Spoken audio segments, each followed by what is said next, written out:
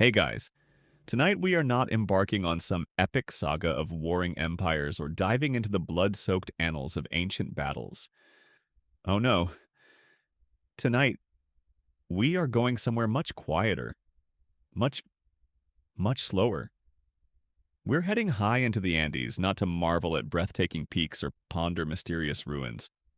Well, maybe just a little pondering, but only the boring bits. We are going to settle down beside someone whose job was the polar opposite of exciting. Someone whose life was defined by meticulous, silent dedication. You're going to place yourself in the thin, cool air of the ancient Inca world, feeling the rough fibers, listening to the almost imperceptible whisper of knots being tied. This is the story of the Quipu keepers, the Quipu Kamayuk, and frankly, you probably won't survive the sheer lack of drama before drifting off. Their diligence was legendary. Yes, but in a strictly administrative, record-keeping sort of way. Fascinating in its complexity. Absolutely, but prime sleep material. You bet. So, before you get comfortable, take a moment to like the video and subscribe, but only if you genuinely enjoy what I do here. And hey, drop your location and local time in the comments below. Let's see where everyone is tuning in from as we prepare to embrace the tranquil embrace of historical data entry. Now, dim the lights. Maybe turn on a fan for that soft background hum, and let's ease into tonight's journey together. You are there now.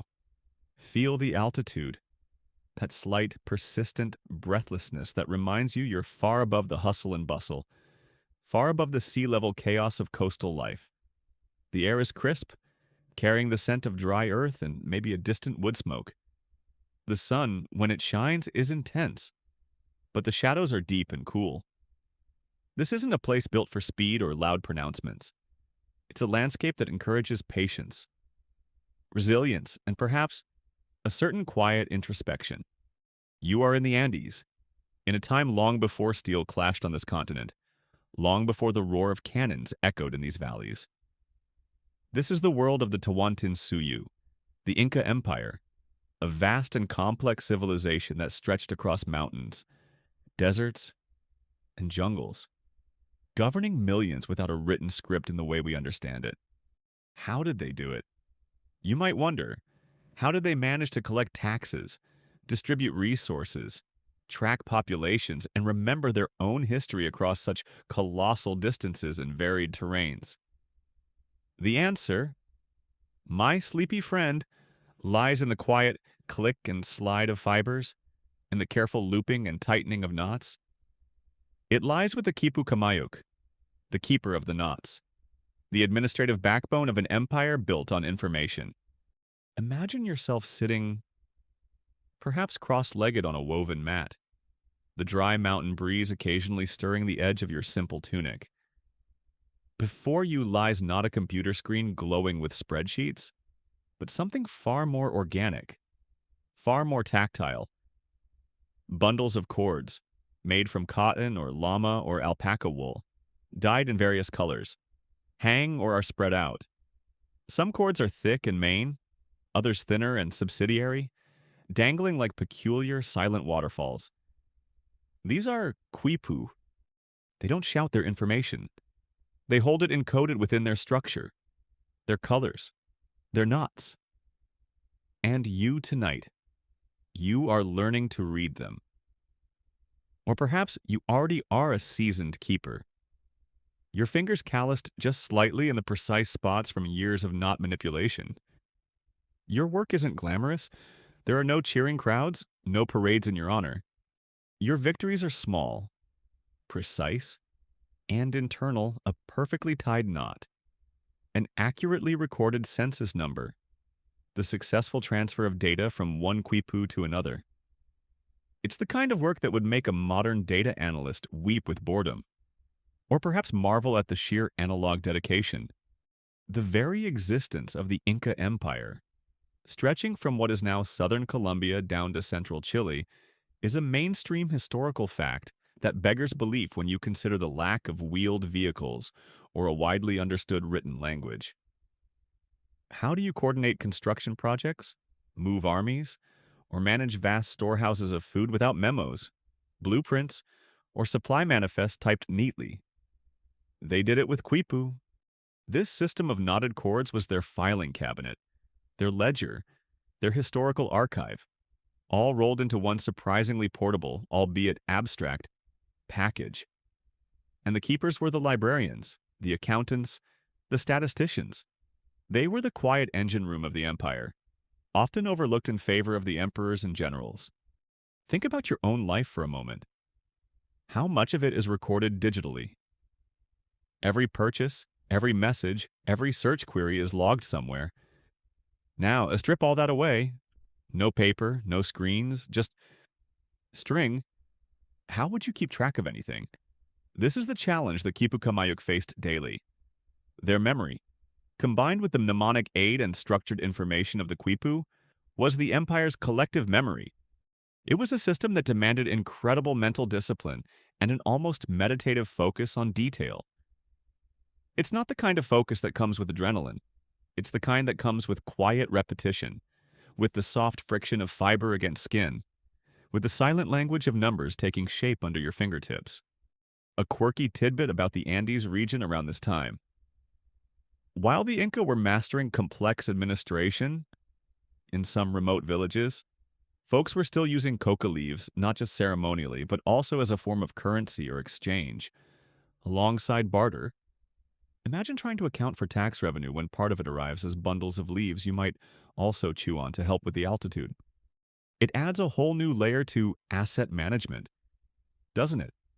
And while the Inca were centralized administrators, their system still had to interface with ancient, local customs and economies, creating a fascinating blend of rigid top-down control and persistent bottom-up traditions. Historians still argue whether the Quipu could record narrative information, stories, myths, or historical events beyond simple numerical data. Could the colors, the twists of the cord, the specific ways cords were attached, hold a form of symbolic or logographic information that allowed for complex communication of ideas, not just quantities? Or were they strictly mnemonic devices for quantitative data, serving primarily administrative functions? It's a debate that continues to fuel research, offering tantalizing glimpses into the potential depth of this non-written communication system. Were they just ancient spreadsheets? Or were they also ancient books we may never know for sure? And that mystery just hangs in the thin mountain air, much like the Quipu themselves. You trace the path of a main cord with your finger. Subsidiary cords branch off, each a different color, a different thickness. On these subsidiary cords are the knots. There are different types of knots: simple overhand knots, long knots, figure-8 knots. Each type, each position, each number of loops or turns signifies something specific. It's a language, but spoken with fingers and felt with touch, rather than articulated with voice or seen with eyes on a page. It's a language of texture and tension, of spatial relationship and count. Learning it was rigorous, likely involving years of apprenticeship, rote memorization, and practical application. It wasn't just about tying knots. It was about understanding the entire bureaucratic system they represented. Your eyes feel heavy, following the lines of cord. The silence is profound, broken only by the gentle sounds of your own breathing and the occasional rustle of the fibers. Perhaps a distant flute plays a simple, repetitive melody, not for entertainment, but maybe another form of communication, carrying information across the valleys. Or maybe it's just someone practicing. Who knows, the point is, noise was not a constant companion here. The world moved at a different pace, one that allowed for the deep concentration required to manage an empire with string. Consider the sheer volume of data. Imagine tracking every llama, every alpaca, every bushel of maize, every person in every village across thousands of miles. Think about accounting for tribute collected from diverse ecological zones: coastal fish, highland potatoes, jungle fruits, animal skins. It was a data management problem of epic proportions, solved not with silicon chips, but with carefully sourced and prepared natural fibers. It's almost absurd in its simplicity, yet undeniably brilliant in its execution. You can almost feel the weight of that responsibility settling onto your own shoulders as you observe the Quipu, the silent custodian of the empire's wealth and population. Your job, as the keeper, was to ensure these numbers were accurate, the records meticulous, and the information accessible to those who needed it, the administrators, the storehouse managers, even the emperor himself or his representatives. It was a powerful position, not because you wielded a weapon, but because you controlled the flow of information. The lifeblood of any large organization, ancient or modern, and you did it all, day after day, in the quiet, thin air of the Andes, surrounded by nothing but knots and numbers. You're still there, tracing the chords. It feels surprisingly sturdy, doesn't it? Not like some flimsy craft project you might attempt on a rainy Sunday afternoon, only to abandon it halfway through because you can't find the right kind of glitter glue. No, these are serious pieces of historical data hardware, crafted with intent and a deep understanding of materials. At its most basic level, a quipu is deceptively simple. You have a main cord, thicker usually, running horizontally or held out like the spine of a book. Hanging down from this main cord are the subsidiary cords. Sometimes these subsidiary cords have other cords tied to them, called subsubsidiary cords. It can get quite complex, a branching tree of information, all in string. The materials themselves tell a story of the Andean environment and its resources. The fibers were typically cotton, grown in the warmer coastal valleys, or wool from llamas and alpacas, animals perfectly adapted to the high altitudes where you are notionally sitting right now. Cotton provides strength and takes dye well, while the wools offer different textures and a ready supply from the ubiquitous herds. Imagine the process, starting not with a finished spool from a factory, but with raw fibers, cleaning, carding, spinning, transforming fluffy tufts into strong, usable threads. This was often women's work, a constant background hum of activity in Andean life, producing the very raw materials that would then be twisted, dyed, and knotted by the keepers. It's a beautiful loop, from animal and plant to imperial data storage. The colors? Oh, the colors are fascinating. Quipu cords come in a spectrum of hues reds, blues, yellows, whites, blacks, browns, and variations in between. These weren't just for aesthetics, though the sight of a well-organized collection must have been visually striking in a world of earth tones. The colors held meaning. They could denote the object being counted, say, red for warriors, yellow for gold, white for silver, green for maize. Or they could signify the region the data came from, the status of the people being counted, or even abstract concepts. The specific meaning of each color wasn't universal across the empire. It could vary depending on the region or the type of information being recorded. This variability is one of the things that makes deciphering Quipu so fiendishly difficult today. It's not a simple color code legend you can just look up.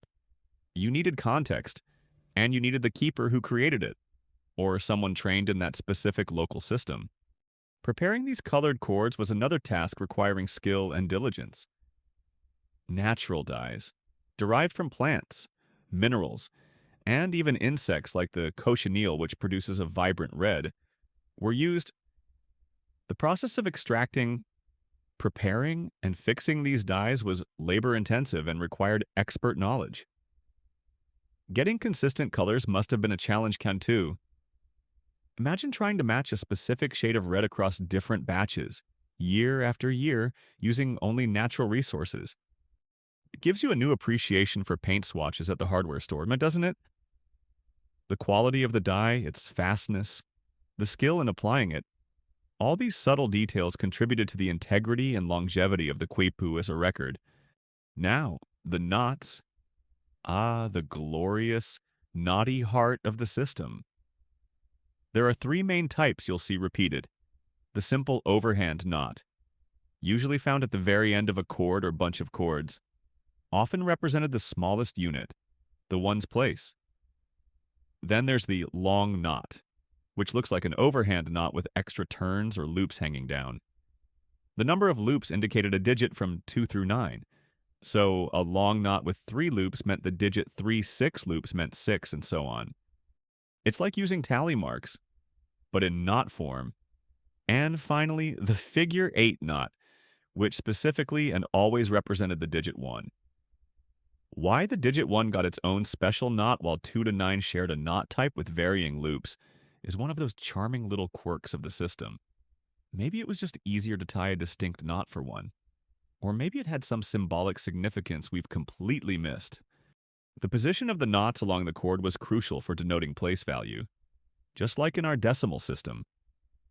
The knot furthest from the main chord represented the ones place. Moving up the chord, the next knot represented the tens place, the next the hundreds, and so on. So, if you had a chord with a figure 8 knot near the bottom, a long knot with 3 loops above that, and a simple overhand knot with no loops representing 0 above that, you'd be looking at the number 301. See, it's not rocket science, just not science. And it all relied on meticulous spacing and consistent application of the knot rules. Think about the focus required. You're holding a chord, perhaps representing a village's maize production for a specific year. You need to record 457 units. So, you'd start near the bottom. For the 7, you'd tie a long knot with 7 loops. Move up slightly.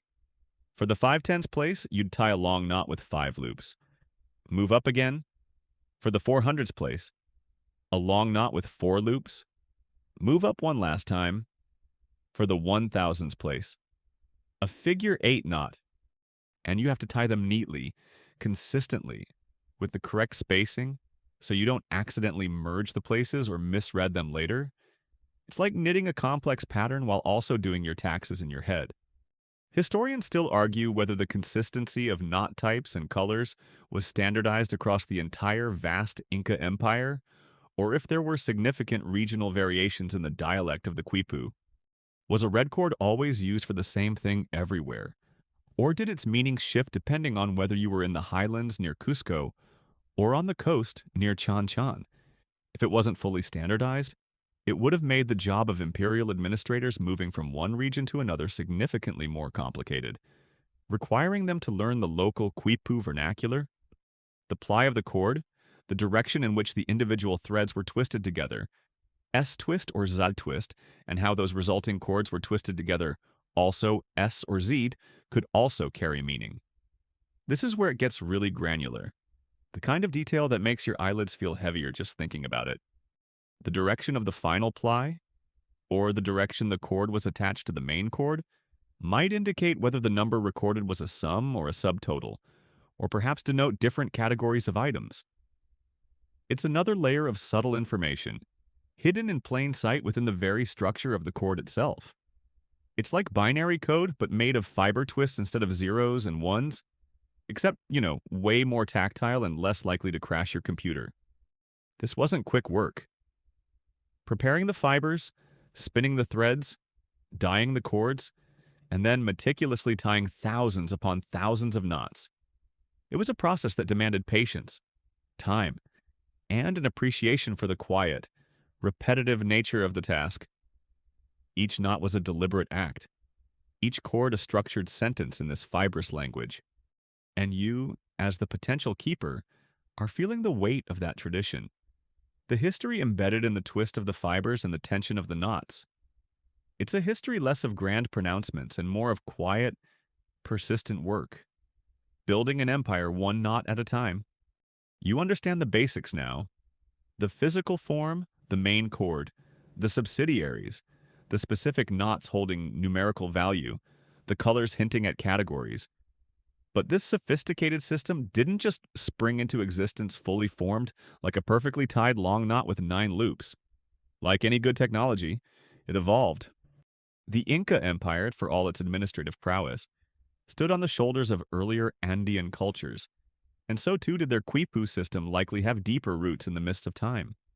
Think further back. Centuries before the Inca dominated the landscape, other complex societies rose and fell in this region. The Wari, The Tiwanaku, the Mochica, they all managed substantial populations, organized labor, and engaged in trade or tribute collection. And while evidence is scarcer, there are hints, archaeological whispers, that suggest the idea of using knotted cords for record keeping wasn't invented by the Inca. It seems the concept of encoding information in string was floating around the Andes for a good long while.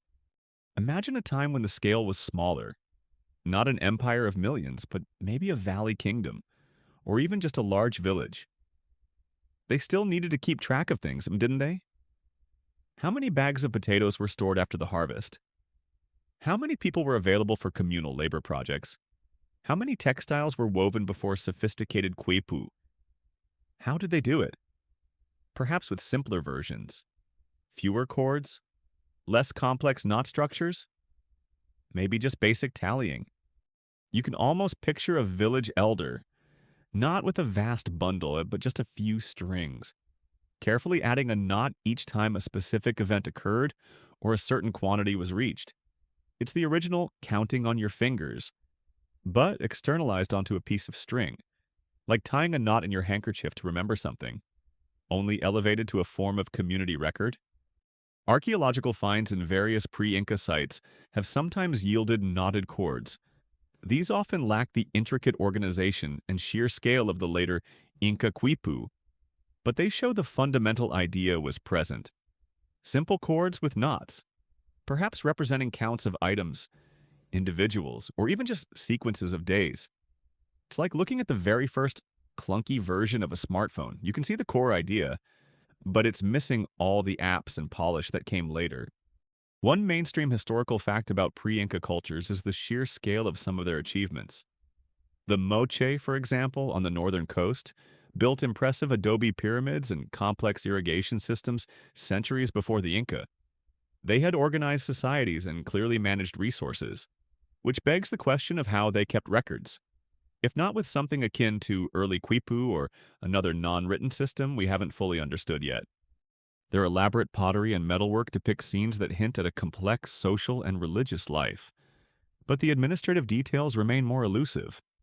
The evolution from simple knot tallies to the sophisticated decimal system of the Inca Quipu was likely a gradual process, refined over centuries. As societies grew larger and more complex, the need for more detailed and hierarchical record-keeping increased. The simple knot-for-item count wouldn't cut it when you needed to track tribute from dozens of villages across varied ecological zones. You needed a system that could handle larger numbers, different categories, and relationships between data points. This pressure cooker of administrative need likely drove the innovation and standardization of the Quipu.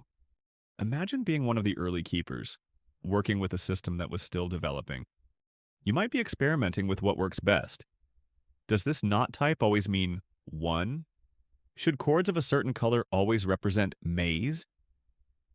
It would have been a period of trial and error, of local conventions slowly solidifying into regional standards, and eventually, under the centralizing force of the Inca, perhaps moving towards a more unified imperial system. Although, as we touched on, that last part is debated. A quirky tidbit from the ancient Andes, though perhaps not directly related to early Quipu, gives a sense of the ingenuity of these cultures. The Nazca culture, famous for their enormous geoglyphs etched into the desert floor. The Nazca lines also developed sophisticated underground aqueducts called puquios to access groundwater in their arid environment. This kind of large-scale engineering required planning, labor organization, and presumably some form of record-keeping, even if it wasn't on Quipu as we know them. It shows a persistent thread of administrative capability running through Andean history, finding different expressions in different eras.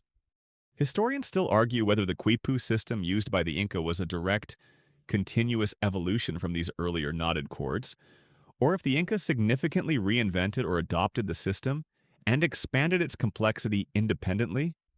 Was there a clear lineage of knowledge transfer? Or did the Inca build upon a widespread but perhaps less standardized tradition and turn it into the administrative marvel we see in the later examples? The scarcity of well-preserved pre-Inca knotted records makes this a tricky question to answer definitively. It's hard to trace a clear family tree when many of the ancestors are missing.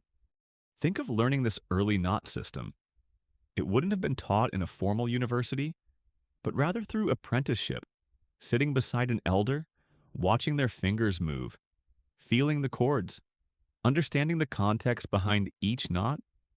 It was knowledge passed down person to person, generation to generation, evolving slowly like a natural language.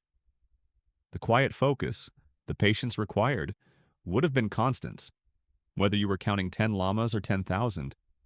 You might find yourself tying a simple knot now, just with some imaginary string in your hand. Feel the loop form, the tightening. Even that simple action, repeated and structured, could hold meaning in the right context.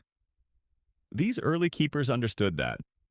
They saw the potential for order and memory in the humble cord, and in their quiet, diligent way, they began building the foundation for the complex information network that would one day manage an empire. It was the start of a long tradition of quiet administration, of turning the mundane into the meaningful, one knot at a time. So, you've got the physical quipu, you've felt the fibers, you've seen the basic structure and the potential for complex information storage built into the knots and colors. You've even had a little peek back into the fuzzy origins of the whole system. Now, let's get down to the nitty-gritty, the bread and butter, the administrative meat and potatoes literally, and in some cases of what these fascinating bundles of string were actually for in the Inca Empire. As fascinating as the idea of knot poetry might be, the overwhelming majority of surviving Quipu appear to be firmly rooted in the distinctly less exciting world of statistics. The Inca Empire was, in essence, a giant, centrally planned economy and administrative machine. And what do all large administrative machines run on data? Lots and lots of data. They needed to know who was where, how much stuff there was, and who owed what to whom. This is where the Quipu keepers truly earned their quiet living. Their primary task was to quantify the empire. Imagine you are a Quipu Kamayuk assigned to a specific region or a particular administrative task. Your days aren't filled with dramatic pronouncements or battlefield strategies. They are filled with counting, with verifying counts, with recording counts. The three big ones that show up repeatedly in the Quipu that modern researchers can still decipher are census data, tribute records, and livestock counts. Let's start with the census. The Inca maintained detailed records of their population. This wasn't just for curiosity's sake. Like scrolling through your friend list on social media, though, wouldn't an ancient Andean friend list on a Quipu be something? This was vital for administration. The population was organized into decimal units, groups of 10, 50, 100, 500, 1,000, 5,000, and 10,000 households. Leaders were appointed for each level, and these numbers were recorded on Quipu. You would likely have Quipu detailing the number of people, broken down by age group and sex, perhaps even by capacity for work or military service. Imagine the sheer volume of counting involved across an empire spanning thousands of miles and millions of people. It wasn't a one-time event. It was an ongoing process of updates as people were born, died, or moved. You, as the keeper, might receive knotted messages from village headmen reporting changes. And your job was to incorporate that data accurately into your master Quipu. It required patience, precision, and a mind that could keep track of different categories and subtotals without the aid of pivot tables or spreadsheets. Just you, the Quipu, and the quiet contemplation of demographic data.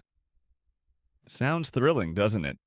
It's like being the world's first human-powered database, running on focus and fiber. Then there was tribute. The Inca state didn't use money as we understand it. Instead, they collected tribute primarily in the form of labor, the famous Mita system, a mainstream historical fact where citizens owed a certain amount of work time to the state for projects like road building, mining, or farming state lands, and also in goods. These goods weren't just gold and silver, though those were important. Tribute included textiles highly valued, requiring vast amounts of fiber and labor, food crops like maize and potatoes, coca leaves, pottery, feathers, and much, much more. Each region provided tribute based on its ecological capacity and population. A coastal region might provide fish and cotton, while a highland area would supply potatoes and wool. And all of this had to be counted and recorded. You would have Quipu detailing exactly how many units of maize were received from X village, how many finely woven textiles from Y region, how many laborers were supplied for Z project. These Quipu would be used to track quotas, verify deliveries, and plan distribution from the vast state storehouses. It was inventory management on an imperial scale, using knots instead of barcode scanners. Picture yourself receiving a new shipment of goods. You'd be there, perhaps with assistants, carefully counting bundles of textiles, measuring out quantities of grain, and then, with careful fingers, translating those physical quantities into the abstract language of knots on a quipu. Red cords might be for textiles, yellow for maize, brown for potatoes. Different knot placements and values would denote the quantity. It was a constant process of translation, from the tangible world of goods to the codified world of string data. A quirky tidbit here, some tribute items were incredibly specific, like bird feathers from the jungle, prized for their use in elaborate headdresses and textiles. Imagine having a quipu dedicated just to tracking different colors and types of feathers. That's some next-level inventory detail. And of course, livestock. Llamas and alpacas were central to Andean life and the Inca economy, providing wool, meat, and transport. The state owned vast herds, and managing them required constant accounting. How many animals were in each state herd? How many were born? How many died? How many were slaughtered for meat or sheared for wool? How much wool was harvested? This was all meticulously tracked on quipu. Different cords might represent different age groups, sexes, or even colors of the animals. It was essentially ancient ranch management via knotted string. Historians still argue whether the quantitative data recorded on quipu was always intended to represent exact counts, or if sometimes they represented estimations or standardized units. When a quipu records 500 units of maize, does that mean exactly 500 measures? Or is it a round number representing a certain quota or a standardized quantity? The answer likely varied depending on the context and the item being recorded. But the debate highlights the nuances in trying to interpret these ancient records. The beauty, in a dry, administrative way, is how these different data points interconnected. Census data informed tribute quotas. Tribute collection filled the storehouses, which were themselves managed with quipu inventory. Livestock counts affected wool production and transport capacity, which in turn impacted textile production and resource distribution. It was a closed loop of data, all flowing through the hands of the Quipu Kamayuk. Their quiet diligence in accurately recording these numbers was absolutely essential to the smooth functioning, indeed, the very existence of the Inca state machine. Without their meticulous work, the empire's administrative gears would have ground to a halt. It might not be the stuff of heroic legends, but it is the stuff that empires are actually built and maintained upon reliable, detailed, and incredibly boring data. You've seen the Quipu, understood its basic components and how it held the dry, vital statistics of the empire. The people counted, the goods tallied, the animals tracked. But who were the individuals behind this intricate system? Who held the knowledge, possessed the patience, and dedicated their lives to the quiet art of administrative knot tying? These were the Quipu Kameyuk, the keepers of the knots, and their role was far more specialized and crucial than you might initially imagine for someone whose main tool was essentially a fancy string collection. Becoming a Quipu Kamayuk wasn't something you just woke up one morning and decided to do, like spontaneously deciding to bake sourdough during lockdown. This was a calling, a skill that required specific aptitude and rigorous training. You were likely selected for this path at a young age, perhaps showing an early knack for patterns, numbers, or possessing a calm, focused temperament.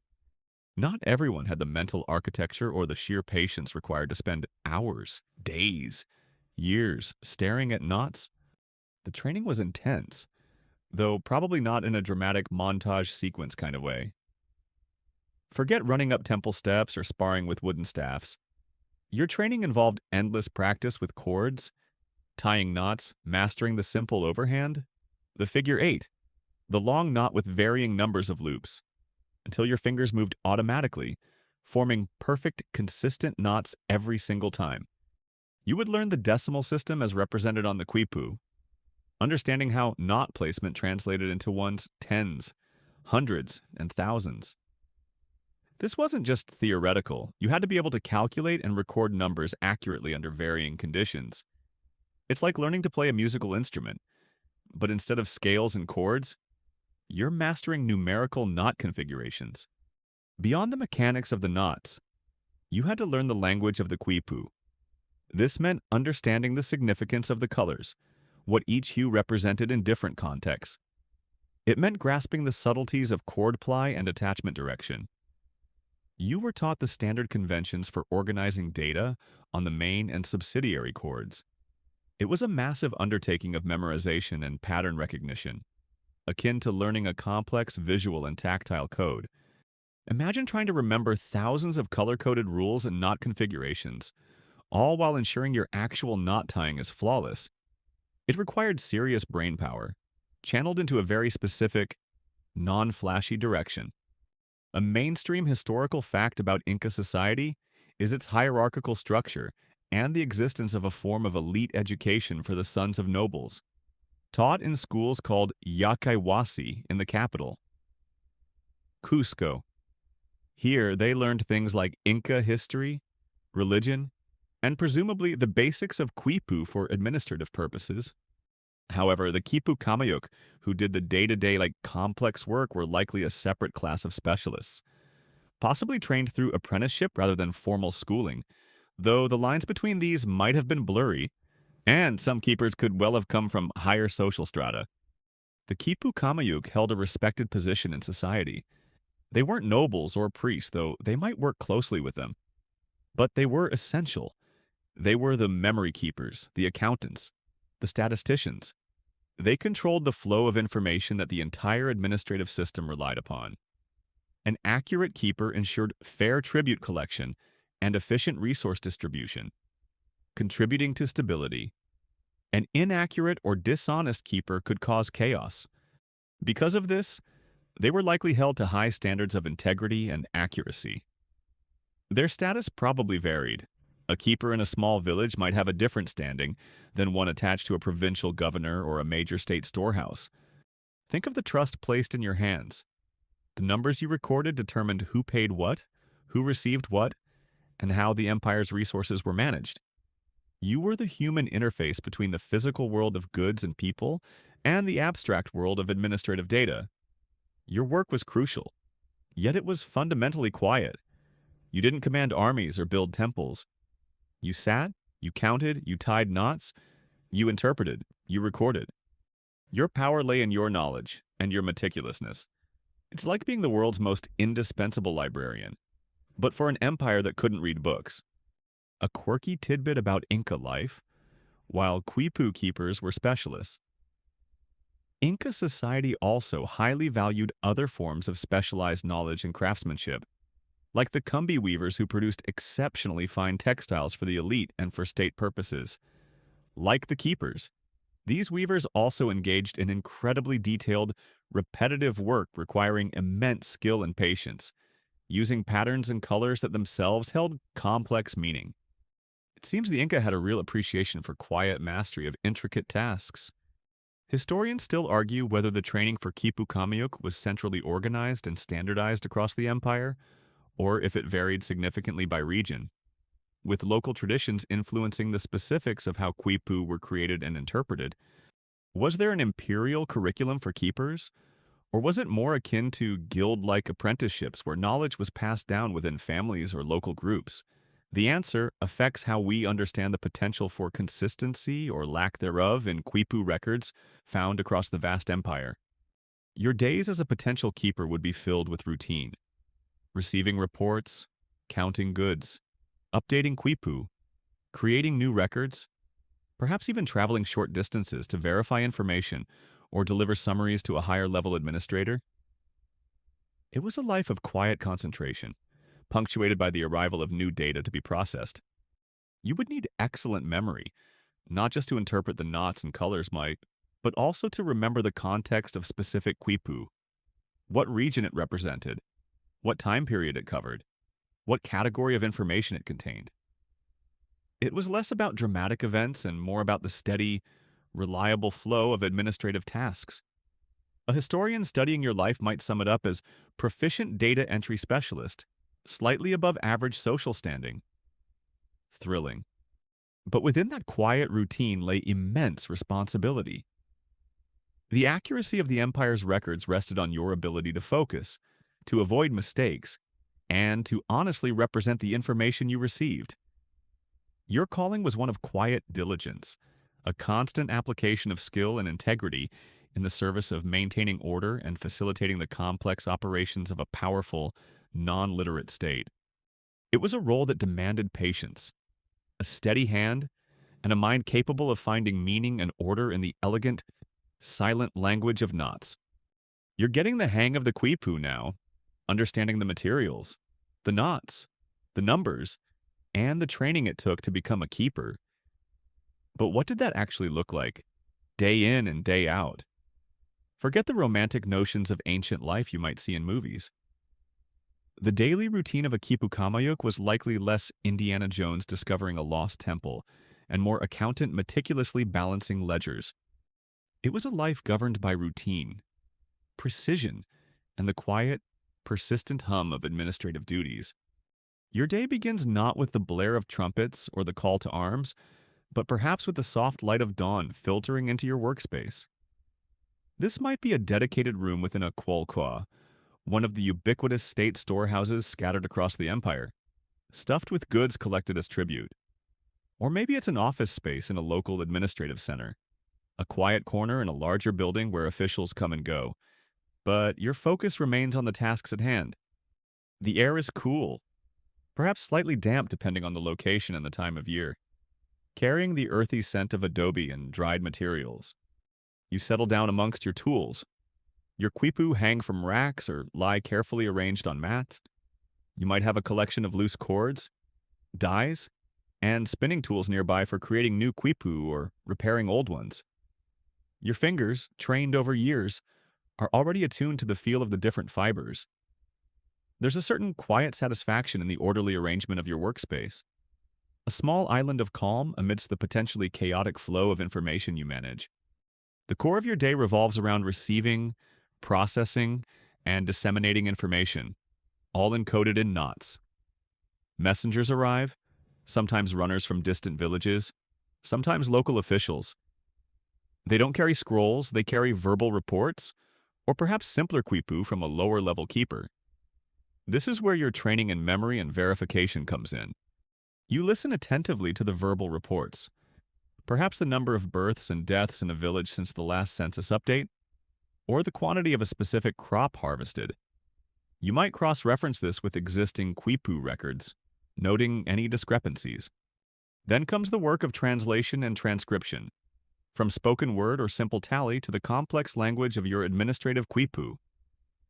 You select the appropriate main chord, choose the right colored subsidiary chords based on the category of information census, maize, llamas, etc., and begin the meticulous process of tying the knots that represent the numbers. Each knot is a small act of concentration, each series of knots a numerical statement. Your fingers move with practiced ease, but your mind is engaged, ensuring accuracy. This isn't rushed. Mistakes in your records could have significant consequences down the line, impacting tribute assessments or resource allocation. So you work steadily, quietly, one knot after another. You might spend a significant portion of your day updating existing quipu, perhaps adding the new census figures, or recording a recent tribute delivery. This involves carefully comparing the new information with the old, untying old knots if necessary, though this was likely done sparingly. Perhaps on temporary records, and tying new ones. It's like editing a document, but instead of hitting backspace, you're carefully manipulating fiber. You need to ensure that the overall sums and subtotals remain accurate as you make these changes. This kind of work requires sustained focus, hour after hour. It's the kind of task that makes the modern equivalent, updating a massive spreadsheet, feel like a walk in the park, primarily because the computer does the math for you. You, however, are the computer. A mainstream historical fact about the Inca is their incredible road system, the Hapak Nyan, which facilitated communication and movement across the empire. Runners called Shaski used these roads to relay messages, including information relevant to the Quipu keepers. Your day might involve receiving a message carried by a sweaty but highly efficient runner who has just covered many miles to bring you the latest numbers from a distant outpost. This network was crucial for the centralized administration that the Quipu supported. You might also spend time interpreting Quipu for others. A higher-ranking administrator needs to know the total maize reserves in your region. You don't just hand them the Quipu and say, "Here you go." You read it to them, translating the knots and colors back into spoken numbers and categories. This required not just the ability to read the Quipu, but also to understand the administrative context and present the information clearly. This is where the quiet administrator becomes the quiet expert, vital for explaining the data to those who relied on it for decision-making. A quirky tidbit about Inca daily life that might intersect with your routine. The chewing of coca leaves was common, particularly at altitude and to help with endurance and potentially as a mild stimulant. While controversial from a modern perspective, it was an accepted part of life. It's possible keepers used coca to maintain focus during long hours of meticulous work, though historians still argue whether the widespread use of coca by administrators was solely for practical reasons or also had deeper ritualistic or social significance. Think about the sounds of your day. Mostly silence. The gentle rustle of cords. The soft click of knots tightening. Your own breathing. Perhaps the distant sounds of people working or animals. But here, in your workspace, it's quiet. This quiet wasn't just an absence of noise, it was necessary for the intense concentration required. No ringing phones, no email notifications pinging, no coworkers debating loudly about the best place for lunch. Just you, the data, and the silence needed to process it accurately. It's the ultimate deep work environment, achieved through sheer necessity and a culture that valued quiet focus. The structure of your day was likely dictated by the flow of information and the demands of the administrative calendar. Harvest cycles, tribute collection schedules, periods for census updates. It was a rhythm tied to the practical needs of the empire, a constant, understated beat of data management. Your work wasn't episodic, it was continuous, like a slow, steady river of numbers flowing through your hands and mind, captured and stored in the elegant, quiet form of knotted chords. It might sound boring, and frankly, parts of it probably were, but that very quiet diligence was what made the system, and the empire it supported, function. You've spent your quiet days surrounded by Quipu, the subtle rustle of chords your primary background noise. You've grasped the rhythm of the keeper's life, the focus required, the sheer, unadorned diligence, but the real magic. If you can call administrative data magic without laughing yourself awake, lies in how those fibers and knots actually hold the information. Specifically, the numbers. And the brilliant, elegant core of the Quipu is its numerical system, which, soothingly enough, is based on the same concept as the numbers you use every single day, a decimal, or base 10 system. Imagine picking up one of those subsidiary chords now. It hangs down from the main chord. Your fingers move along it, feeling the twists of the fiber. As you move downwards, away from the main chord, you encounter groups of knots. It might look like a random scattering to the uninitiated, but to you, the trained keeper, it's a structured sequence. The key to decoding the number lies in the position of these knot groups along the chord, relative to the main chord. The group of knots furthest down, at the very end of the chord, represents the ones place. Move up the chord, and the next group of knots represents the tens place. Move up again, the hundreds place. Above that, the thousands, and so on. It's exactly like our written numbers. The digit on the right is the ones. The next is the tens, then hundreds. The Quipu just does it spatially along the length of a chord. It's a vertical number line, if you will, where different levels hold different powers of 10. Now, look closely at the knots within each group. You remember the three main types: the simple overhand knot, the figure 8 knot, and the long knot with its loops. The simple overhand knot, when used within a place value position as opposed to just at the very end of a chord, or simply the absence of a knot in a particular position, represents the digit 0. Yes, the Inca system had a concept of 0, crucial for a positional system to work. Just like the 0 in 301 holds the tens place empty, the figure 8 knot, distinct and recognizable, always signifies the digit 1. It has its own special shape, perhaps to make it easy to feel or see quickly, distinguishing it from the looped knots. And the long knot. This is where you see digits 2 through 9. The number of loops in the long knot tells you the digit.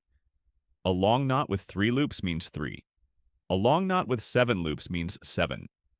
It's straightforwardly visual and tactile. You feel the loops, count them, and you have your digit. So, let's put it together. Imagine a chord hanging down.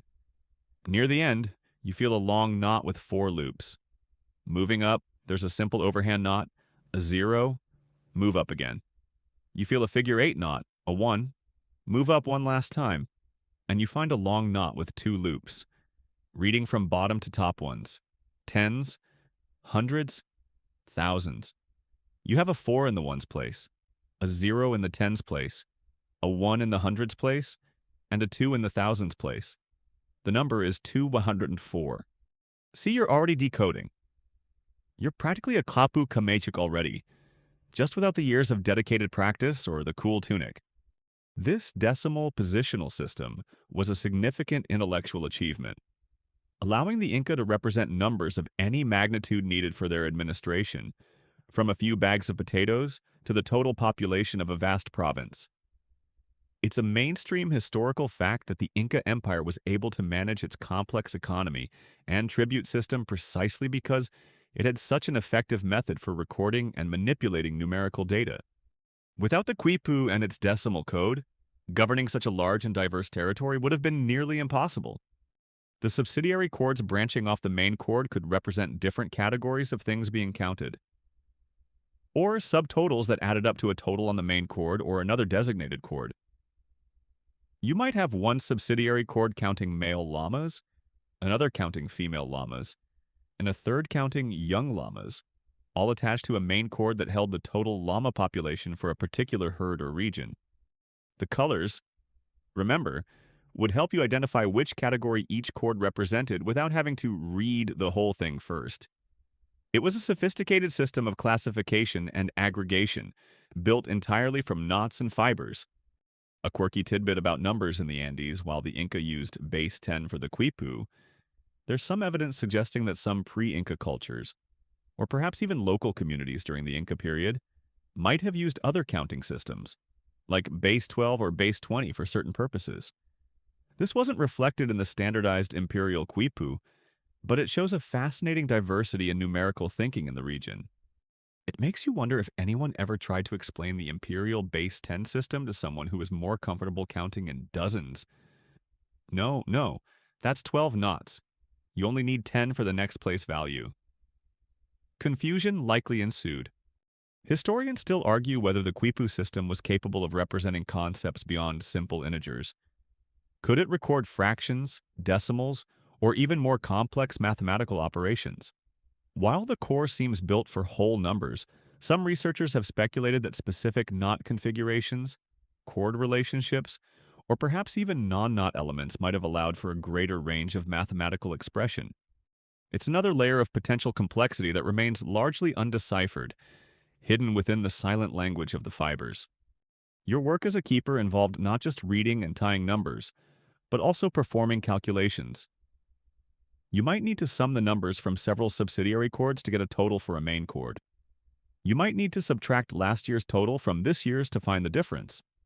While there's no evidence of abacus-like devices directly linked to Quipu use, though, the Upana, A form of counting board also existed in the Andes.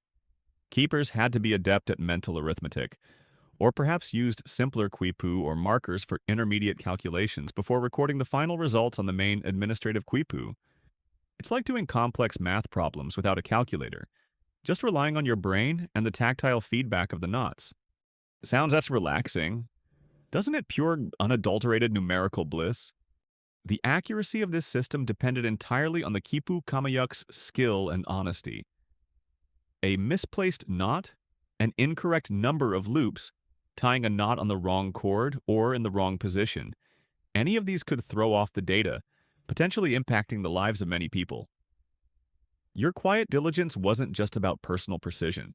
It was about maintaining the integrity of the Empire's entire information network.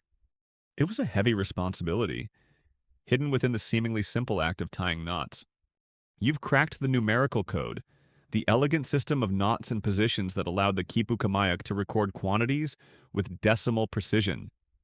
You can look at a chord, trace the knots from bottom to top, and read a number like 2, 1 of 4 or 57, but as you might have guessed, it wasn't just about the numbers.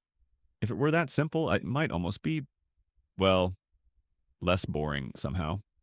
The true depth, the layers of meaning that elevate the Quipu from a simple counting device to a complex administrative tool, lie in the other physical characteristics of the chords themselves, their color, the type of fiber they're made from, and even the way the fibers are twisted and how the chords are attached. Think back to that collection of Quipu in your quiet workspace. They weren't all uniformly gray or beige. They were a cascade of colors, vibrant reds, earthy browns, sunny yellows, cool blues, stark whites, deep blacks. You might have initially thought this was just for prettiness, like arranging your books by spine color on a shelf, a surprisingly soothing activity. Incidentally, but no, these colors were functional. They added a vital layer of information, helping the keeper categorize the data on each chord. The colors acted like labels, like column headers in a spreadsheet. A red chord might consistently represent populations or warriors. A yellow chord could be for maize, a brown one for potatoes, a white one for silver, a purple one for something else entirely. This wasn't a universally fixed code that applied identically across the entire vast empire, which is part of why deciphering Quipu today is so challenging. The specific meaning of a color could vary depending on the region, the type of Quipu, or even the individual keeper's system, though there were likely many shared conventions, especially within specific administrative branches. Imagine receiving a Quipu detailing tribute without even reading the knots yet. You could look at the colors of the subsidiary chords hanging from the main one and immediately know what categories of goods were being recorded.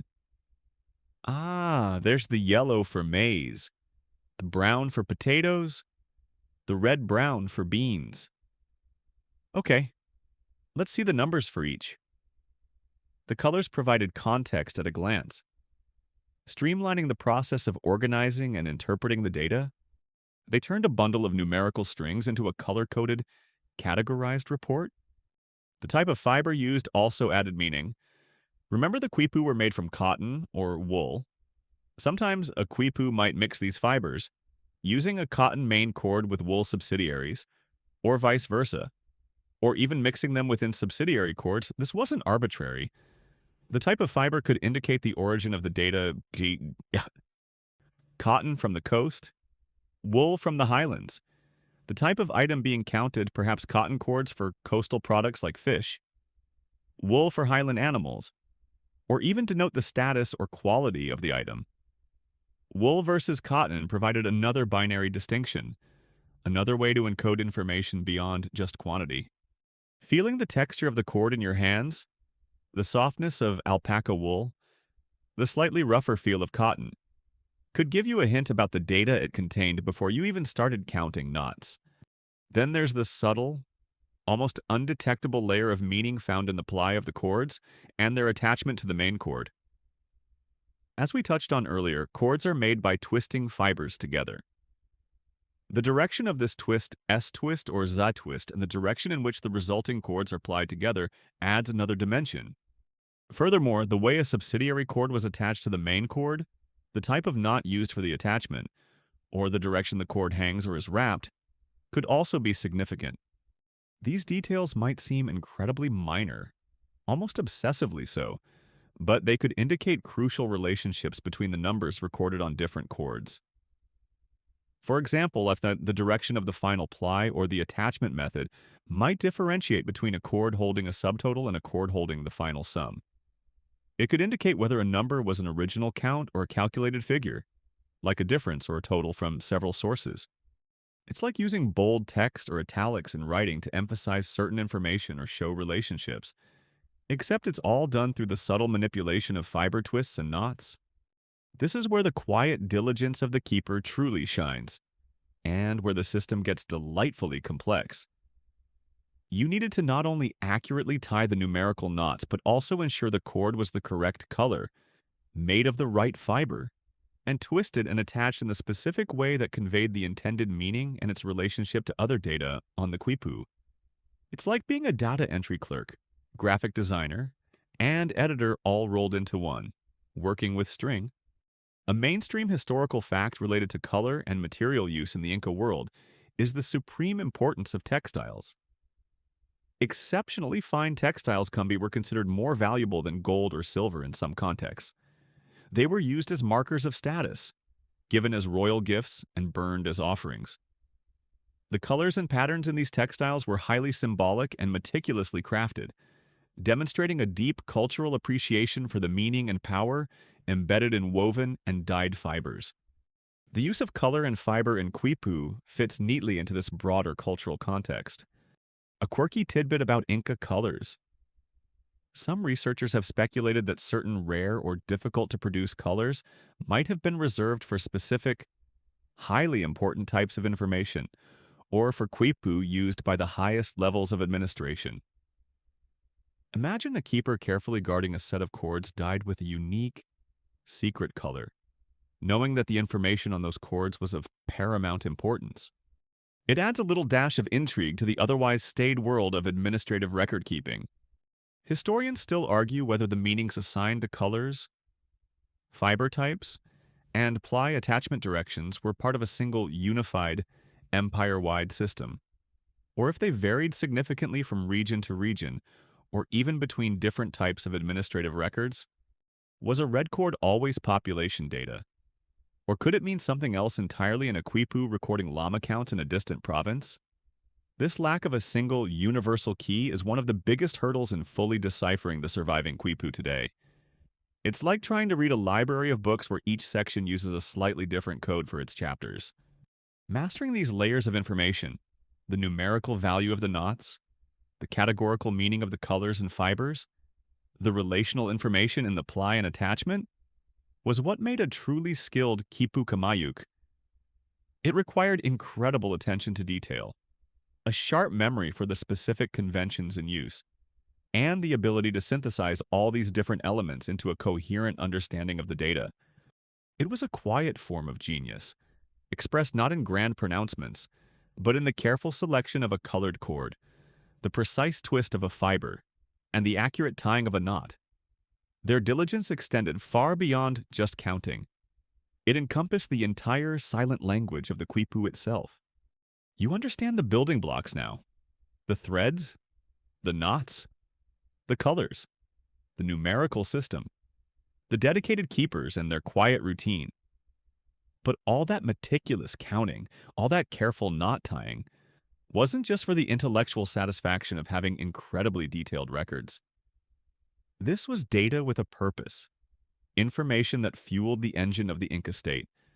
The Quipu were absolutely central to the logistical operations of the empire, enabling centralized planning, resource management, and the coordination of a vast and diverse population. Think about the scale.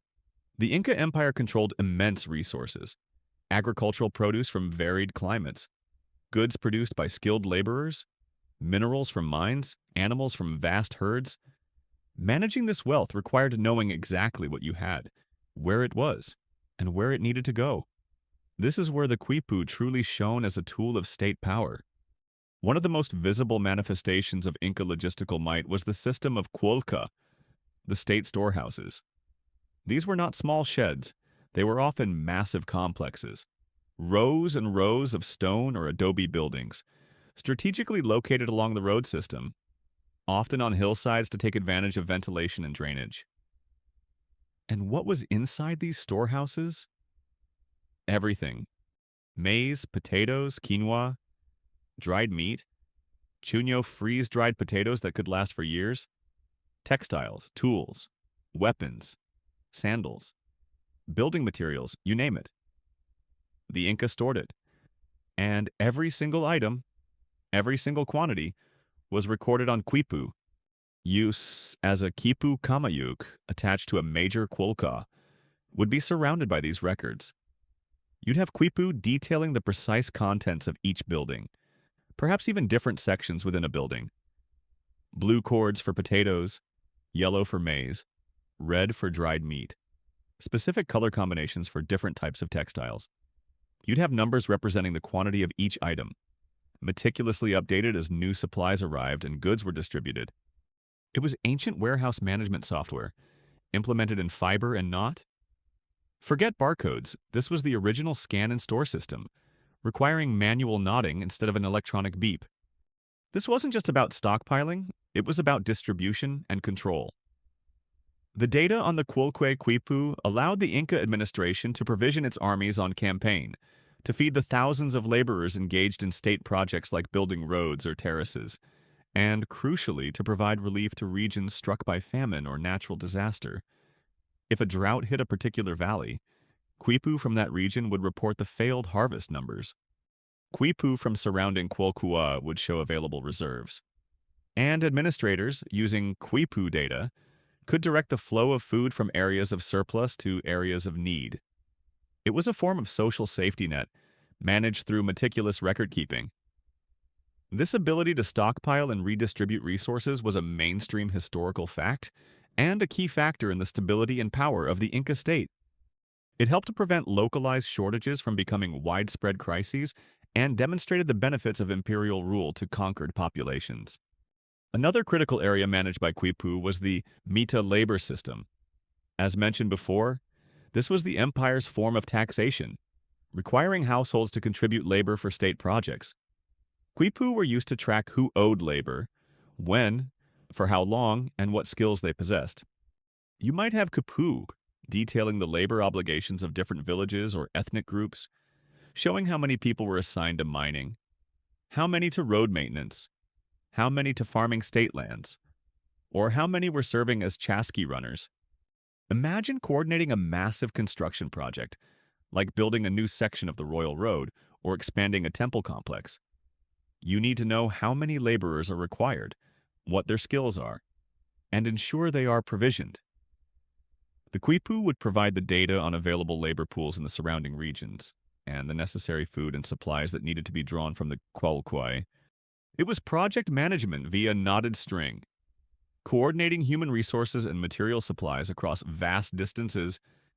It makes planning a modern construction project with spreadsheets and project management software seem almost simple. The Quipu system facilitated a remarkable degree of centralized control from the capital. Cusco. Information about populations, resources, and labor obligations flowed into Cusco via Quipu, carried by messengers. Administrators in the capital could then make decisions about resource allocation, tribute demands, and labor deployment based on a relatively comprehensive empire-wide dataset. Orders and instructions could then be sent back out, also potentially encoded on Quipu, though the exact extent to which complex instructions were conveyed this way is something historians still argue whether it was possible or if verbal commands accompanied Quipu messages.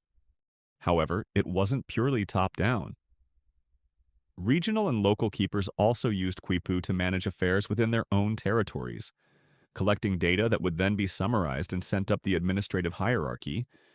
It was a nested system of data collection and management, with information flowing both upwards and downwards, all mediated by the keepers and their knots. A quirky tidbit about Inca logistics beyond the standard goods. The Qualquie sometimes stored surprisingly specific or unusual items collected as tribute or for state use, such as live birds with valuable feathers. or even snow and ice from the mountains, transported down to the coast for the Inca rulers' use in a hot climate. Imagine having to record 3 units of mountain snow on a quipu. What color cord would you use for that white? Obviously, but the quantity would certainly be volatile. The efficiency of this logistical system, powered by quipu, allowed the Inca to sustain a large population, undertake ambitious building projects, maintain a standing army, and respond to challenges across their vast territory. It demonstrated that complex, centralized governance was possible even without a conventional writing system. The quiet, diligent work of the Quipu Kamayuk, meticulously counting and recording, was the invisible infrastructure that held the empire together, ensuring that the right amount of maize was in the right storehouse, that the necessary number of laborers arrived for the road-building project, and that the empire's wealth was accounted for. It wasn't glorious, but it was profoundly effective. You're comfortable now with the idea of quipu as sophisticated spreadsheets, elegant instruments for recording numbers related to census, tribute, and livestock. You see how that quantitative data powered the logistical marvel that was the Inca Empire. But what if the quipu were more? What if these knotted cords didn't just hold numbers, but also stories? What if they were not just administrative tools, but also libraries of history, mythology, and even song? This is one of the most intriguing and debated questions about the quipu, and it takes us into a realm of speculation and quiet mystery. The primary evidence for quipu being used for more than just numbers comes from the Spanish chroniclers who arrived in the Andes after the conquest.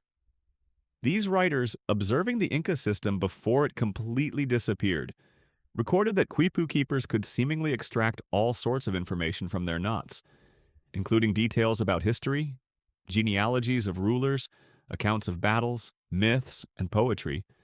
Garcilaso de la Vega, the son of an Inca princess and a Spanish conquistador, wrote in the early 17th century about quipu being used to record historical events and narratives, stating that different knots and colors could signify different ideas in historical periods. If these accounts are accurate, it suggests a level of complexity far beyond mere numerical tallies. Imagine the scene: an elderly Quipu Kamayuk sits before an assembled group, maybe officials, maybe younger keepers, maybe even members of the royal court. They don't pull out a scroll, they pick up a quipu, and as their fingers move along the cords, feeling the knots, noting the colors and the arrangement of the strings, they begin to recite, not just numbers of warriors in a battle, but the story of the battle itself, the movements of troops, the key moments, the victory or defeat, not just the population of a village, but perhaps its founding myth or the lineage of its leaders. This wasn't just reading data, it was seemingly recounting history, drawing the narrative directly from the arrangement of the knots and chords. This possibility is exciting because it suggests the Inca did have a form of writing system, albeit one radically different from those based on phonetic sounds or pictorial symbols that developed elsewhere in the world.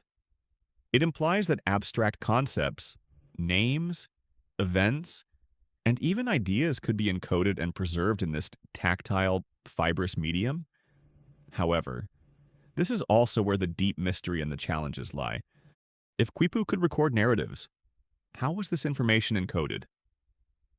There's no obvious visual representation of sounds or words. It must have been a complex system, likely relying heavily on mnemonic cues, standardized sequences, and a shared understanding of what the specific arrangements of colors, knots, and chords represented beyond just numbers. Think about trying to create a narrative with only numbers and colors. How would you represent a name like Pachacudi Inca Yupanqui? Could a specific sequence of colors and knot patterns stand for the sounds or syllables of his name? Or perhaps a numerical value associated with him? How would you encode an action, like conquered the Chanca? Could a particular type of knot or chord arrangement represent conquest, and another quipu or set of knots linked to it provide the details, like the number of warriors involved back to the numerical, or the year it happened? It's like trying to write a novel using only emojis and numerical data. You can convey some information, but recreating complex plot and character development seems incredibly challenging. The reason this remains a subject of intense scholarly debate is the lack of a clear key. We have no Rosetta Stone for narrative quipu, a quipu with a corresponding written translation that explicitly links specific knot and color patterns to words or concepts. The Spanish chroniclers described the use of narrative quipu, but they didn't provide a detailed guide on how they worked. And unfortunately, many quipu were destroyed by the Spanish, who saw them as idolatrous or simply didn't understand their value, particularly the non-numerical ones, which might have been less immediately useful for administration compared to the census or tribute records. Historians still argue whether the narrative quipu described by the chroniclers were capable of recording complex stories independently, or if they served primarily as mnemonic aids for oral recitation, with the keeper relying on extensive memorization and the quipu acting as a structured outline or prompt. Were the knots and colors truly encoding the information of the story? Or were they encoding a structure that helped the keeper remember and recount the story they had already memorized? A mainstream historical fact is that the Inca had a rich oral tradition. History, laws, myths, and songs were passed down through generations verbally. There were official Jishu-s and poets whose job it was to preserve and perform this oral heritage. If quipu were used for narratives, they might have been intricately linked to this oral tradition, perhaps acting as the official, standardized version of important state-sanctioned histories or myths. A quirky or fringe tidbit related to this: some modern researchers, attempting to decode potential narrative quipu, have looked at the patterns of knot types, colors, and chord lengths for recurring sequences or structures that don't seem purely numerical. One theory, though still highly speculative, suggests that certain arrangements might represent sounds or syllables, creating a form of phonetic or logosyllabic script. Imagine a specific combination of a red cotton cord with a zai twist and a figure-8 knot, followed by a long knot with two loops representing the sound pacha. It's a fascinating idea, turning the quipu into something closer to written language, but proving it definitively has been incredibly difficult. Think of the patience required to read a narrative quipu. Even if it was a mnemonic aid, you wouldn't be quickly glancing at numbers. You'd be carefully feeling each knot, tracing each chord, recalling the associated story or piece of information linked to that specific sequence of tactile and visual cues. It would be a slow, deliberate process, a quiet unfolding of history or myth, told through the silent language of fiber. It would require a deep, almost intuitive understanding of the quipu's structure and the information it held, a connection forged through years of training and practice. It's a potent reminder that communication and record-keeping can take forms we might not immediately recognize, hidden in plain sight within the elegant simplicity of knotted strings. The possibility that they held more than just numbers adds a layer of profound, quiet mystery to the already fascinating world of the Kapu Kamayuk.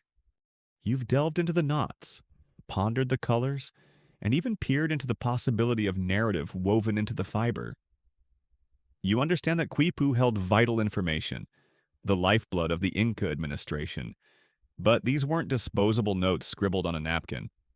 These were crucial records, sometimes representing years of data collection, tracking everything from imperial wealth to the very structure of the population. Such important documents couldn't just be left lying around like yesterday's newspaper. They needed to be stored, organized, and protected. The places where quipu were kept offer another glimpse into the quiet, diligent world of the keepers and the empire they served. Imagine stepping out of the bright Andean sun and into a cool, dry interior. This could be a room specifically designated for records in an administrative center, a section within one of those enormous Qualquier storehouses you learned about, or perhaps a chamber within a temple complex, suggesting that some records held religious or historical significance. The air is still, carrying the faint scent of dried fiber and maybe the mineral smell of stone walls. It feels calm, hushed, like a library or an archive, a place where the past is carefully preserved. The quipu weren't just piled in a corner, they were organized. You might see racks or poles extending from the walls or ceiling, from which bundles of quipu hang. Some might be grouped together, tied with a tag or a summary quipu indicating their contents, perhaps all the census data for a specific province, or all the tribute records for a particular year. Other quipu might be stored in baskets, ceramic jars, or even wooden boxes, especially if they were smaller or particularly valuable. The method of storage likely depended on the volume of records, their importance, and the local architectural practices. Think of the sheer volume. An empire of millions of people, with detailed records kept on census, tribute, labor, and storehouse contents, updated regularly, year after year. Over time, the number of quipu generated must have been astronomical. Keeping this organized required significant space and a consistent system of filing. Imagine the administrative equivalent of needing an entire building just for your filing cabinets. Except the files are bundles of knotted strings. It makes sorting your junk mail feel like a walk in the park by comparison. The environment of the Andes, particularly the dry highlands, was relatively conducive to preserving organic materials like the cotton and wool used in quipu. However, records still needed protection from moisture, insects, and rodents. Storing them in elevated positions, in well-ventilated but dry rooms, sometimes even using natural repellents, though details on this are scarce, would have been part of the preservation effort.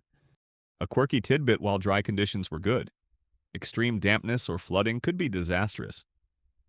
Some archaeological finds of quipu are precisely because they were preserved in unusually dry conditions, like burials, while others found in damper contexts are often badly degraded. It seems even ancient data storage had its vulnerabilities. Your role as a keeper extended to managing this archive. You weren't just creating records, you were the custodian of existing ones.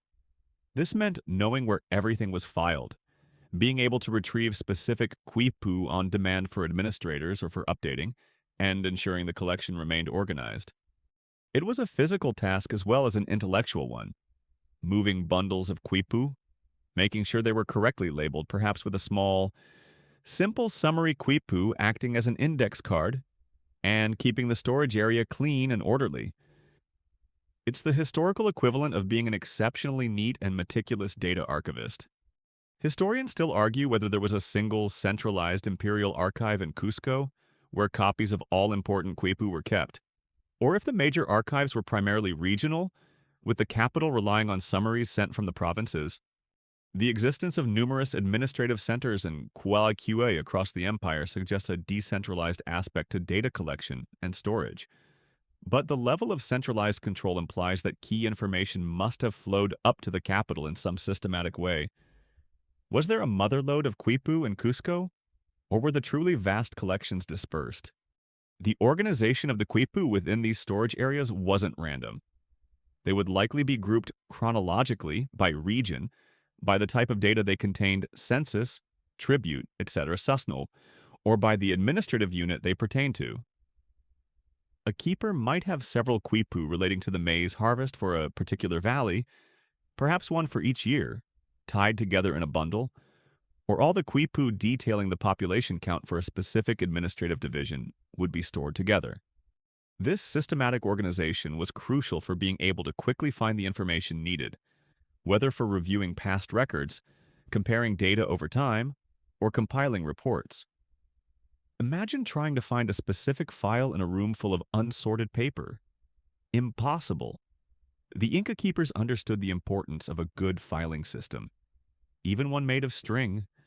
A mainstream historical fact is the sheer logistical planning that went into Inca infrastructure projects like the road system and the storehouses. The empire's ability to build and manage these large-scale projects points to a sophisticated level of organization that would have extended to their information management systems. The structures they built to house their records were as carefully planned and constructed as the roads that allowed the information and the goods to travel. Think about the feel of the quipu in this archival setting. Some might be relatively new, their colors still vibrant, their fibers supple. Others might be older, faded, perhaps a little dusty, their knots worn smooth by years of being read and handled. Each bundle represented a piece of the empire's memory, a record of its people, its resources, its history, and you, the keeper, were the quiet guardian of that memory, responsible for its safekeeping and its accessibility. It was a role that demanded not just intellectual skill in reading the knots, but also physical care in preserving the fragile fibers that held the empire's vital statistics and perhaps, just perhaps, its stories. You've spent time understanding the quiet world of the Quipu keeper, the knots, the colors, the numbers, the meticulous routine, the careful storage. But let's zoom out for a moment. All this diligent, detailed record keeping wasn't just administrative overhead. It was the fundamental infrastructure that allowed the Inca Empire to function, to expand, and to maintain control over a vast and diverse territory. The Quipu wasn't just a tool for recording data, it was a tool of power, a silent partner in imperial governance. Think about what the Inca achieved. They built an empire that stretched over 2,500 miles, encompassing incredibly varied landscapes and numerous distinct ethnic groups, many of whom had complex societies of their own. They integrated these diverse populations, extracted tribute, mobilized labor for massive state projects, and maintained a degree of social order. How do you do all that without a widespread written language? Without instantaneous communication? Without the kind of digital databases modern governments rely on?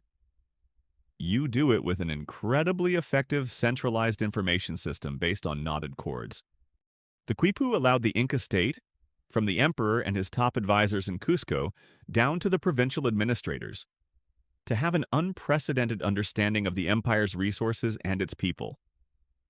By collecting detailed census data via Quipu, the Inca knew the size and composition of the population in every region. This wasn't just academic. It allowed them to accurately assess tribute obligations both in goods and labor, and to efficiently mobilize the MITO labor force for state projects or military service. You couldn't hide resources or people from a state that meticulously counted everything and everyone using its network of keepers and cords. It was like having a real-time dashboard of the empire's assets and human capital, powered by manual updates. When the Inca conquered a new territory, one of the first things they would do, after establishing military control and installing loyal administrators, was to conduct a thorough census and survey of resources. This data was, of course, recorded on Quipu. By understanding the population, the agricultural output, the mineral wealth, and the available labor in a newly integrated region, the Inca could effectively incorporate it into the imperial system, setting appropriate tribute quotas and determining how the new population could contribute to the empire's overall strength. The Quipu provided the intelligence needed for effective integration and exploitation in the administrative sense of conquered lands. It was a systematic, data-driven approach to empire building, a mainstream historical fact that sets the Inca apart in many ways. The network of Quipu Kamayuk, stationed throughout the empire, from the smallest villages to the largest administrative centers, acted as the nerve endings of the state. Information flowed up this hierarchy via Quipu, carried by swift Chasqui messengers, providing the central administration with summaries and key data from the provinces. Decisions made in Cusco, perhaps to move troops, allocate resources from storehouses, or initiate a new building project, would then be translated into instructions, potentially also encoded on Quipu or delivered verbally with accompanying Quipu summaries, and sent back down the network.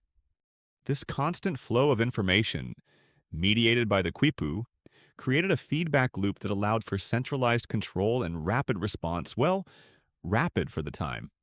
Considering the distances involved and the fact that your internet connection was a runner carrying knotted string. While local conditions and regional specificities were likely managed by local officials and keepers, the overall direction and strategic decisions were informed by the aggregated data reaching the capital. It was a system that relied on the accurate and timely transmission of data, making the quiet work of the keepers absolutely vital to the exercise of imperial power. Think about the power inherent in controlling information, even in a non-digital age. The Quipu Kamayuk were the gatekeepers of this data. While they served the state, their knowledge and control over the records gave them a unique position. They could potentially influence decisions by the way they presented or interpreted the data, consciously or unconsciously. However, the hierarchical structure and the system of checks and balances within the Inca administration, for instance, multiple keepers might keep records of the same data, or officials might periodically verify counts likely mitigated against widespread manipulation. Though historians still argue whether there was ever significant intentional manipulation of Quipu data for political gain or to conceal information from higher authorities. Was the system truly incorruptible? Or were there ancient forms of cooking the books? A quirky or fringe tidbit related to Quipu and control. Some researchers have speculated that different colors or types of cords were used not just for categories of goods or people, but possibly to denote their origin or ethnic group, allowing the Inca administration to keep detailed track of the diverse populations under their rule, potentially for purposes of managing ethnic identity or preventing unrest. While not definitively proven, it fits with the Incas' systematic approach to organizing their conquered subjects. The Quipu system, coupled with the remarkable road network and the efficient messenger service, created an information infrastructure that effectively bound the vast empire together. It allowed the Inca to project their power, manage their resources, and coordinate activities across immense distances, overcoming the limitations of geography and the absence of a conventional writing system. It was a testament to their organizational genius and their understanding of the importance of information in governance.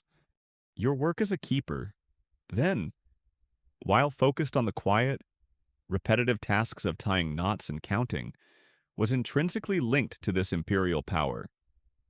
You were a crucial component of the system that allowed the Inca to know, to command, and to control. Your accuracy and diligence contributed directly to the stability and effectiveness of the state. It wasn't the kind of power wielded with a sword or a scepter. It was the quiet power of knowledge, of numbers, of meticulously organized information, enabling an empire to rise and thrive on the silent strength of its knotted cords. You've seen the Quipu at the height of its power, the quiet engine humming beneath the vast machinery of the Inca state. You've felt the smooth click of knots, the texture of the fibers, the stillness of the archives where history and data were stored in bundles of string. But history, as it often does, took a sudden, violent turn. The world you've inhabited, the world of the Quipu Kamayuk, was about to collide with a force that neither their meticulous records nor their quiet diligence could fully prepare for the arrival of the Spanish conquistadors. Imagine the disruption. Into this highly organized, fiber-based administrative system arrived people who relied on steel, horses, gunpowder, and perhaps most significantly for our story, paper and ink. Their method of recording information was utterly alien to the Andean world. For the Spanish, writing was lines on a page, ink from a quill, letters forming words. For the Inca, it was knots on a string, colors, and spatial relationships. The clash wasn't just military, it was a fundamental collision of information technologies and the worldviews they represented. Initially, the Spanish were bewildered by the Quipu. These strange bundles of knotted cords didn't look like records to them. Where were the words? Where were the numbers written down? Some probably dismissed them as primitive trinkets, but the more astute quickly realized that these were not mere decorations. They were the key to understanding how the Inca state functioned, how it extracted tribute, how it organized its population, and where its wealth was located. A mainstream historical fact is that the Spanish conquest, led by figures like Francisco Pizarro, was incredibly rapid. But consolidating control and extracting wealth required them to understand the existing administrative structures, and the Quipu were central to that. So, for a time, the Quipu and the keepers became unwilling intermediaries in the new colonial order. Spanish officials, needing to assess tribute, allocate land, and count the newly subjected population, had to rely on the Quipu Kamayuk to translate the data stored in the knots. Imagine a Spanish tax collector, armed with pen and paper, trying to get information from a keeper who is patiently reading a Quipu, detailing the number of llamas in a village or the amount of maize in a storehouse. It must have been a slow, frustrating process, prone to misunderstanding and mistrust. The keeper held the key, and the Spanish needed it, even if they viewed the lock with suspicion. This reliance, however, was temporary. The Spanish brought their own system of administration, based on written documents, censuses visitas, and legal codes. As the colonial bureaucracy became more established, the need to rely on the indigenous Quipu system diminished. Furthermore, the Quipu became associated with the old Inca order, with indigenous power structures, and potentially with native religious practices that the Spanish sought to suppress. The system that had been a tool of Inca control was now seen as a potential tool for resistance or the preservation of a prohibited past. Because of this suspicion, and perhaps simply due to a lack of understanding and perceived usefulness in a paper-based world, many Quipu were deliberately destroyed. Missionaries sometimes saw them as idolatrous symbols to be burned. Administrators preferred their own written records. A vast amount of historical, demographic, and economic data, painstakingly collected over generations, was lost forever in this act of cultural annihilation. It's a tragedy for historians, like losing the majority of a library's collection because the new management prefers a different cataloging system. However, the Quipu didn't vanish overnight everywhere. In some more remote areas, away from the immediate gaze of colonial officials, or at a local level where Spanish administration was less pervasive. The Quipu system persisted, sometimes adapting to new realities.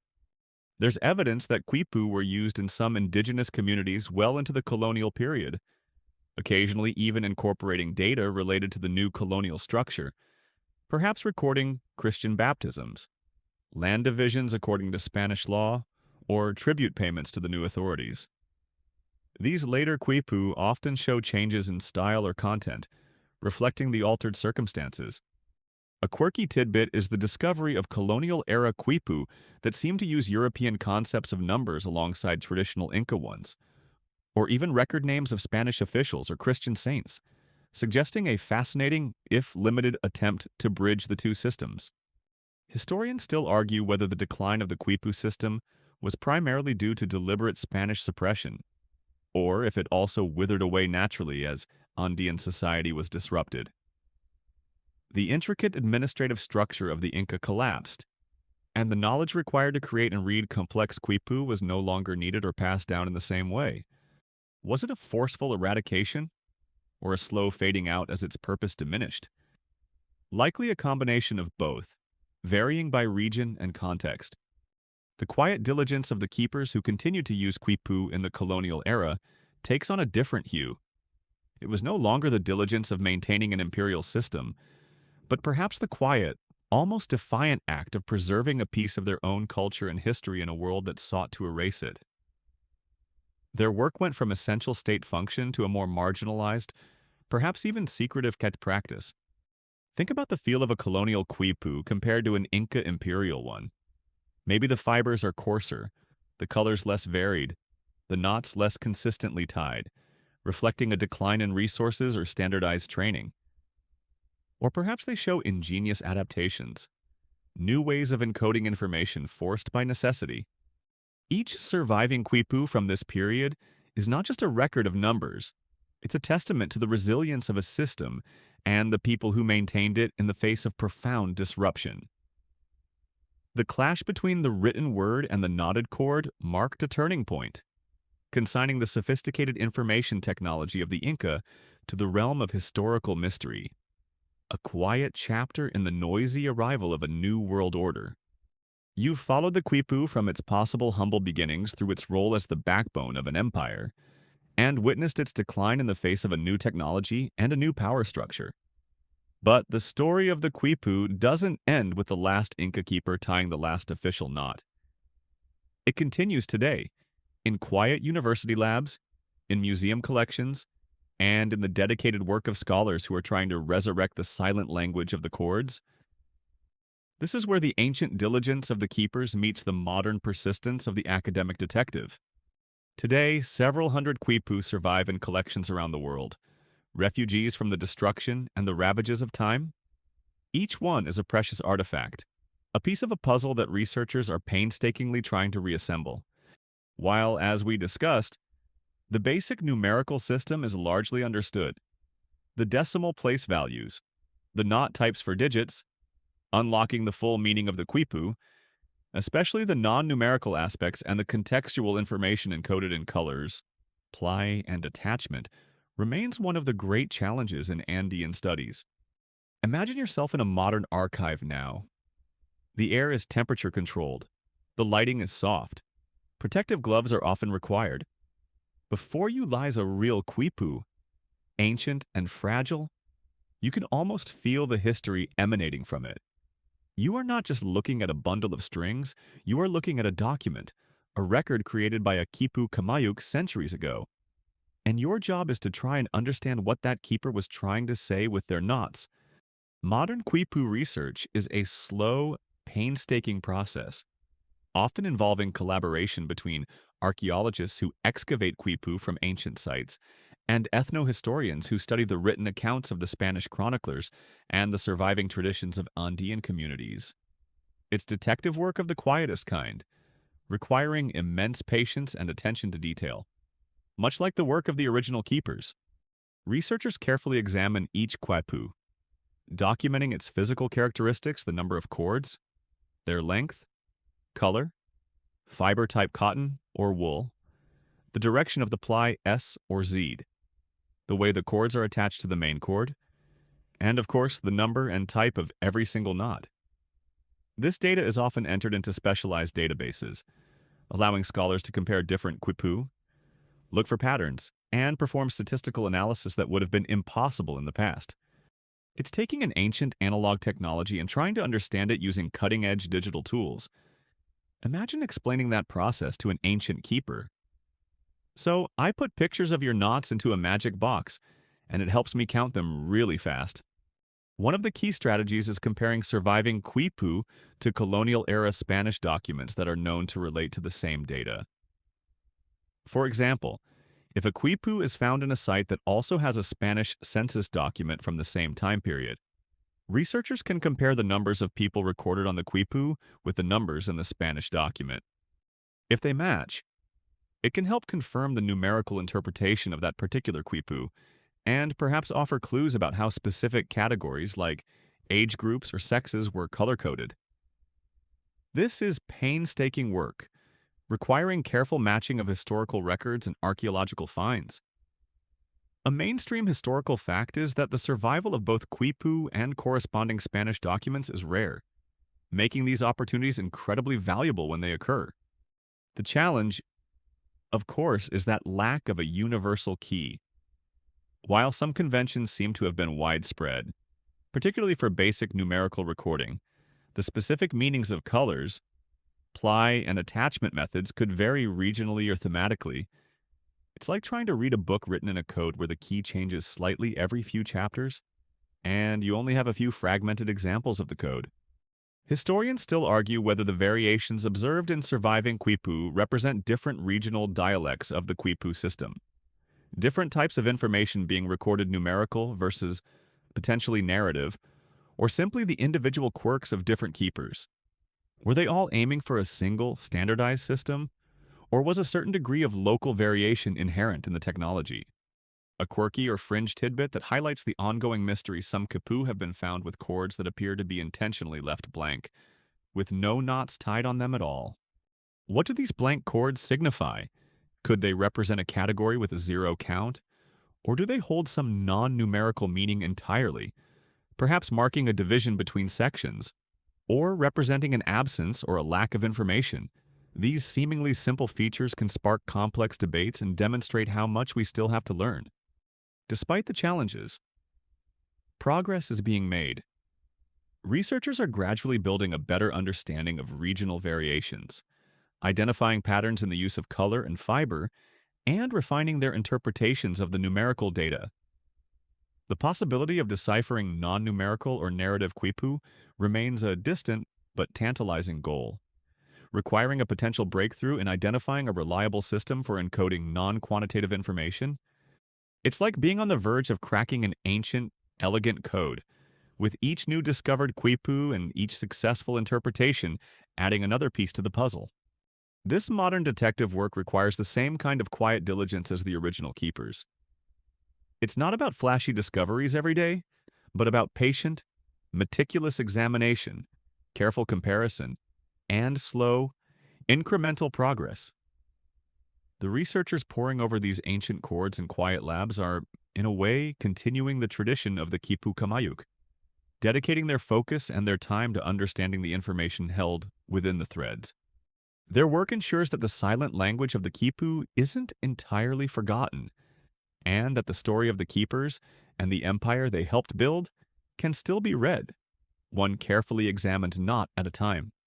You've journeyed through the thin, cool air of the Andes, peered into quiet storehouses, felt the texture of ancient fibers, and traced the silent language of knots with your mind's eye.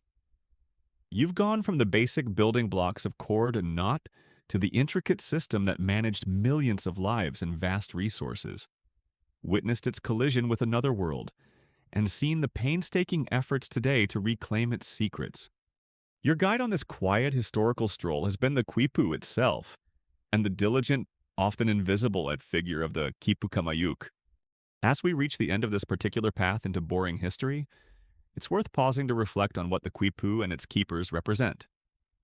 They weren't builders of monumental pyramids or leaders of conquering armies, yet their contribution was just as fundamental to the Inca Empire's existence. They were the quiet core of its administration, the human hard drives and processors that kept the information flowing. In a world that often lionizes the loud and the dramatic, there's a profound, albeit understated power in their meticulous, persistent dedication to accuracy and order. Their diligence wasn't just a personal trait. It was a necessary function that enabled an entire civilization to thrive without the writing systems we consider essential. The legacy of the Quipu isn't just the surviving bundles of knotted string and museum collections. It's the demonstration that complex information management can take radically different forms. It challenges our assumptions about what constitutes a writing system or how a large state can be governed. The Inca built their empire on infrastructure, roads, storehouses, and the invisible infrastructure of information managed by the Quipu.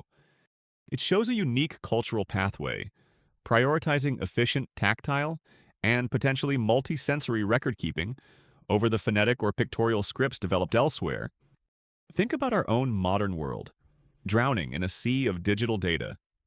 We rely on complex systems of ones and zeros, invisible code managed by algorithms and servers. The Quipu offers a fascinating analog contrast, a reminder that equally sophisticated systems can be built with natural materials and human focus. There's a certain charm, isn't there, in the idea of data you can actually hold, feel, and read with your fingertips, even if the reading required years of dedicated training. It makes you wonder what forms of data management we might be overlooking today, or how different our relationship with information might be if it were always a physical object you interacted with directly. Historians still argue whether the full complexity and potential of the Quipu system, particularly its capacity for non-numerical information, will ever be completely understood. Will we find a key, a lost Quipu with a clear translation that unlocks the door to Inca history and literature as recorded in knots? Or will the narrative Quipu remain tantalizingly out of reach, forever a subject of scholarly debate and speculative theories, a quiet mystery preserved in fiber, a quirky tidbit bringing us into the present while official Quipu use died out? Some Andean communities continue to use knotted cords for basic accounting or calendar keeping in informal ways for centuries, long after the empire was gone. These simple, localized uses are a quiet echo of the grander imperial system, a testament to the enduring practicality of putting information into string, even for humble purposes like tracking planting seasons or community debts. It's a little thread of continuity connecting the ancient past to the present. The world of the Quipu Kamayuk was quiet, focused, and profoundly important. They didn't seek fame or glory in battle. Their achievement was in the accurate count, the balanced ledger, the perfectly organized archive. Their lives were a testament to the power of quiet diligence, a reminder that behind every great historical achievement, there is a vast amount of painstaking, often unheralded, work as you settle down now, perhaps feeling the gentle pull towards sleep. Let the image of the keeper, surrounded by their silent, data-rich chords, be a calming one. Their work is done. The numbers are recorded. The history is knotted into place. And now, as the echoes of ancient Andean administration fade into the quiet hum of the night, feel your own body settling down. The journey through the world of knotted records is complete. There is nothing left to count, nothing left to organize, just the simple, peaceful presence of this moment. Let the thoughts of fibers and knots gently drift away, like clouds moving slowly across a high mountain sky. Your breathing is soft and even, a quiet rhythm in the darkness. Feel the support beneath you, the gentle pressure, the perfect stillness. There are no more numbers to track, no more colors to interpret, no more debates to follow. Just peace. Sink deeper into that feeling of calm, allowing the last whispers of historical detail to dissolve into the soothing silence. You are safe. You are comfortable. And it is time to rest. Let sleep come gently, like the softest touch of a fiber. Sweet dreams.